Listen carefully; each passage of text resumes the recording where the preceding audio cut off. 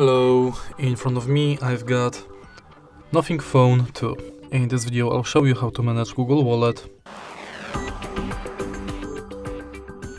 In the beginning, let's go to Wallet.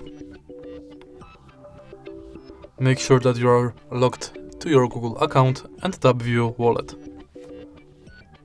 From the homepage of this app you can add payment cards, check quick tips, manage your passes, and add new passes like Transport Pass, Loyalty and Gift Card to your Google account. If you go to menu, you've got access to your Google accounts, all wallet tips, contactless setup,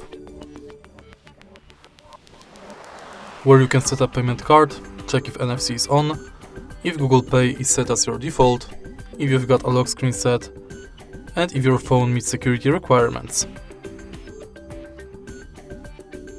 Next, you can check full list of participating banks, manage your passwords in Password Manager. In your data in Wallet you can manage payments data and passes data.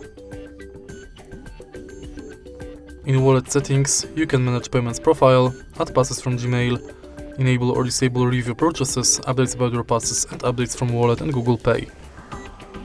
In the end you can go to help and feedback. And that's basically it.